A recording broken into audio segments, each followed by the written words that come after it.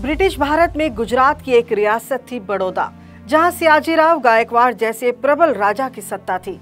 महाराज एक के बाद एक फैसले ले रहे थे, जिसमें बाल विवाह पर बैन था, लड़कियों की शिक्षा पर भी ध्यान था, कई स्कूल और अस्पताल भी बनवाए जा रहे थे।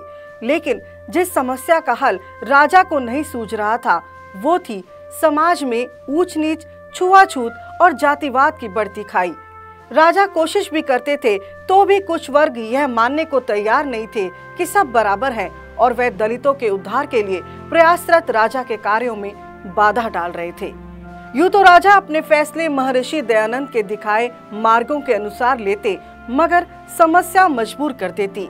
बढ़ते भेदभाव के कारण धर्मांतरण बढ़ता जा रहा था। ऐसे में एक दिन महाराज ने स्वामी नित्यानंद जी से कहा कि स्वामी जी, मैं चाहता हूं कि मेरे राज्य में एक भी अछूत ना रहे, किंतु मुझे हिंदू उच्च जाति का ऐसा कोई नहीं मिलता जो इनमें सहयोग करे। स्वामी नित्यानंद जी ने महाराज को आश्वासन दिया और पंजाब जाकर राजा की इच्छा अनुसार ये जिम्मेदारी एक आर्य समाजी मास्टर जी को सौंप दी। भला सोचने की बात थी, जो काम एक राजा ना कर सका उसे कैसे एक सामान्य सा मास्टर कर सकता था। किंतु यह सच साबित हुआ और मास्टर जी ने बड़ौदा जाकर अपने पुरुषार्थ से दलितों के लिए जो किया, वो गगन चूमने वाला इतिहास बना। हम ना रुकना जानते हैं, हम ना झुकना जानते हैं। लक्ष्य है ऊंचा हमारा, हम विजय के गीत गाएं। लक्ष्य है ऊंचा हमारा। नमस्ते जी, मैं हूं हरप्रीत कौर। ये मास्टर जी कौन थे, कैसे इन्होंने बड़ौदा रियासत पहुंचकर एक इतिहास बना डाला, ये जानने से पहले उनके जन्म के किस्से से आरंभ करते हैं। पंजाब का अमृतसर, यहाँ राजस्थान से आकर बसने वाला एक महेश्वरी राजस्थानी परिवार था। उस परिवार में साल 1867 गर्म हवाओं से तपती जून की 18 तिथि को एक बालक आत्माराम के रूप में जन्म लेता है। पिता राधा कृष्णन जी संपन्न थे और तहसीलदार के पद पर आसीन थे। पिता में जातिवाद की संकीर्णता नहीं थी। महर्षि दयानंद सरस्वती जी के अनन्य भक्त थे। बचपन से बालक को पिता ने जो संस्कार देकर बड़ा किया, वह संस्कार धर्म और समाज की रक्षा के लिए शस्त्र बन गए थे। आत्माराम 10वीं पास करके लाहौर चले गए। वहीं परिचय हुआ पंडित गुरुदत्त विद्यार्थी जी से। विद्यार्थी जी ने कहा कि नाम के बाद जाति लिखना रूढ़िवाद है। बस फिर क्या था, आत्माराम जी ने अपने नाम से महेश्वरी को हटाकर उसके स्थान पर अमृतसरी कर दिया। सरकारी नौकरी का प्रस्ताव आया तो वह भी अपने गुरुदत्त जी के प्रभाव से अस्वीकार करके समाज सुधार के क्षेत्र में आगे बढ़ चले, या कहो आर्य समाज के एक मजबूत कार्यकर्ता बन गए। साल 1897 आर्य समाज के प्रसिद्ध विद्वान लेखक पंडित लेखराम जी की अधर्मियों ने हत्या कर दी थी। यह घटना आत्माराम जी को हिला देने वाली थी। उनका जो काम अधूरा बचा था, वह पंडित आत्माराम जी ने पूरा किया।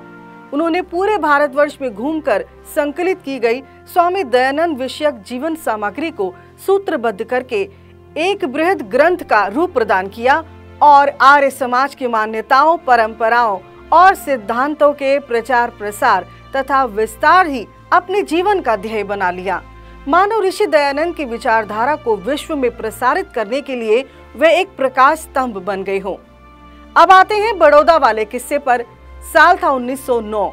मास्टर जी पत्नी के संग स्वामी नित्यानंद जी के अनुरोध पर एक खास मिशन पर अमृतसर पंजाब से चलकर बड़ौदा गुजरात पहुंच गए।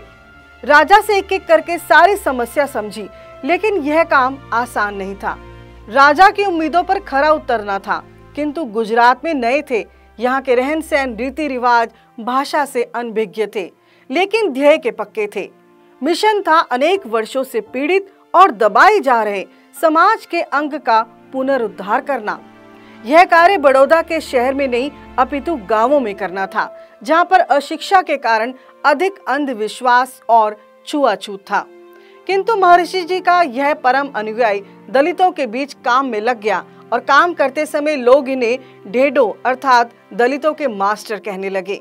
छुआछूत के कारण सरकारी धर्मशाला में भी ठहरने नहीं देते थे और इनके कर्मचारियों को कुएं से पानी नहीं भरने देते थे। मास्टर जी पर पत्थर फेंके जाते थे और बुरा व्यवहार होता था। इतनी परेशानियों के बाद भी मास्टर जी ने महाराज से कभी इसकी शिकायत नहीं की, क्योंकि वो एक बंजर भूमि को सींचने आए थे। बड़ौदा में जहां आश्रम खोला था, पहले वे स्थान भूतिया बंगले के नाम से प्रसिद्ध था। यहाँ कोई आता नहीं था, इसलिए मास्टर जी ने इसी स्थान पर आश्रम खोलने का विचार बनाया।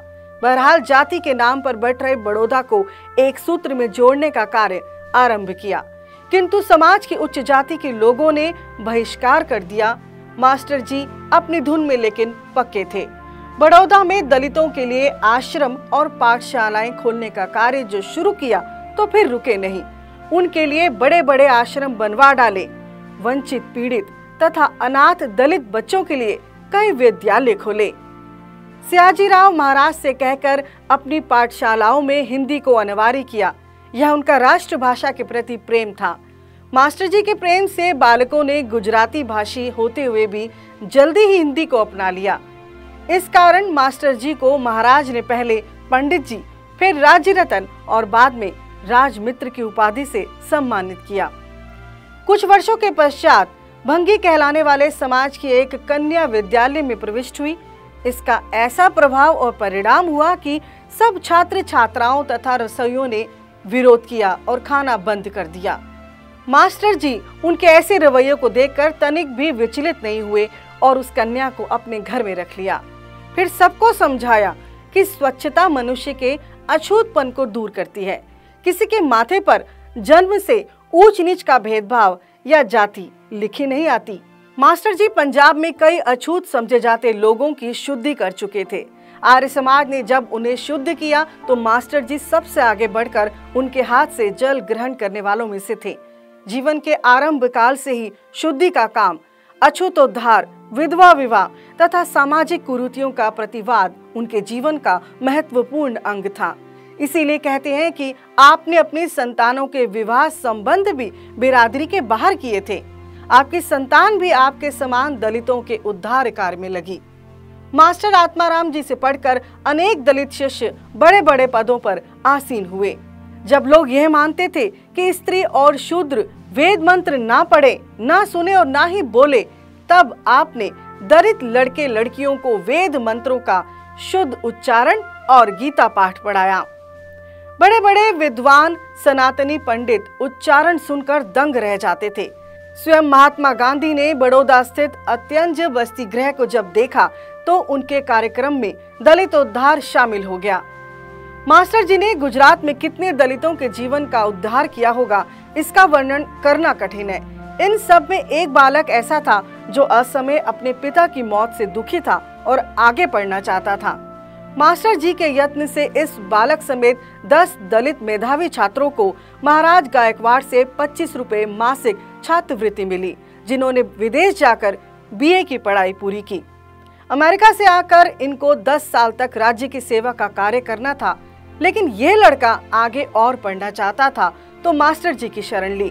और इस दौरान कोल्हापुर के महाराजा छत्रपति शाहू जी मास्टर जी के कार्यों से अत्यंत प्रभावित थे। उन्होंने इस लड़के की आगे की पढ़ाई का खर्चा उठाया और इसे इंग्लैंड भेजा। वहां से पीएचडी करने के बाद ही वो स्वदेश लौटा और उस बालक को हम आज डॉक्टर भीमराव अंबेडकर के नाम से जानते हैं। अगर आज संविधान के निर्माण में अंबेडकर जी की भूमिका को याद किया जाता है तो इसमें 2 आर्य समाजी राजा छत्रपति शाहू जी और सयाजीराव जी को भूलना नहीं चाहिए। साथ ही आत्माराम जी को भी याद रखना चाहिए, क्योंकि वो ही थे जो पत्थर खाकर, अपमान सहकर दलितों की शिक्षा और उद्धार में हमेशा लगे रहे। पंडित आत्माराम जी को आज आर्य समाज का शत शत नमन।